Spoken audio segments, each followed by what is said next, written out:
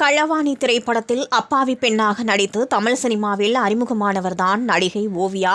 முதல் படத்திலேயே ரசிகர்களின் மனதை தொட்ட ஓவியா மன்மதன் அம்பு, முத்துக்கு முத்தாக, மெரினா, கலகலப்பு, மூடர்கூடம், மதயானை கூட்டம் என அடுத்தடுத்த படங்களில் நடித்து வந்தார். இவருக்கு திடீரென தமிழில் பட வாய்ப்பு குறைந்ததை அடுத்து மலையாளம், தெலுங்கு பக்கம் சென்றார். அங்கும் படங்கள் சரியாக அமையாததால் விஜய் டிவியில் ஒளிபரப்பான பிக்பாஸ் நிகழ்ச்சியில் கலந்து கொண்டார். அதில் வீட்டில் உள்ளவர்களிடம் பிரச்சனை ஏற்பட்ட போதும் நேர்மையாக விளையாடி அனைத்து ரசிகர்களின் மனதை வென்றார். ஓவியாதான் டைட்டில் வெல்வார் என அனைவரும் எதிர்பார்த்த நிலையில் நிகழ்ச்சியிலிருந்து தானாக வெளியேறினார். பிக்பாஸ் நிகழ்ச்சிக்கு பின் இவருக்கு சினிமாவில் பெயரெடுக்கும் அளவிற்கு வாய்ப்பு வரவில்லை என்றாலும் சமூக வலைதளத்தில் இவருக்கென்று தனி ரசிகர் கூட்டம் உள்ளது. இதனால் அவர்களை ஓவியா எப்போதும் மகிழ்ச்சியுடன் வைத்திருக்கிறார். கடந்த ஆண்டு நடிகை ஓவியாவின் ஆபாச வீடியோ போன்று இணையத்தில் வெளியாகி பெரும் பரபரப்பை ஏற்படுத்தியது. அந்த வீடியோவில் இருக்கும் டேட்டுவை பார்த்து அது ஓவியாதான் என இணையத்தில் செய்தி பரவியது.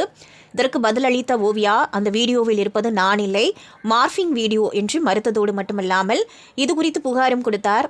நான் எதையும் எதிர்கொள்ள தயாராகத்தான் இருக்கிறேன், இதற்கெல்லாம் பயப்படும் ஆள் நான் கிடையாது என்று தைரியமாக பேசினார். இந்நிலையில் ஓவியா தனது இன்ஸ்டாகிராம் பக்கத்தில் கருப்பு வெள்ளை போட்டோவை ஷேர் செய்துள்ளார். அந்த போட்டோவில் சல்லடை போல இருக்கும் முறையில் ஒரு காலை மட்டும் நீட்டி வளைந்து நெளிந்து போஸ் கொடுத்துள்ளார். இந்த போட்டோவை பார்த்த ரசிகர்கள் பலர் கருத்துக்களை பகிர்ந்து லைக்குகளை குவித்து வருகின்றனர். இந்த போட்டோவை அவர் பதிவிட்ட சிறிது நேரத்திலேயே ட்ரெண்ட் ஆகி வருகிறது.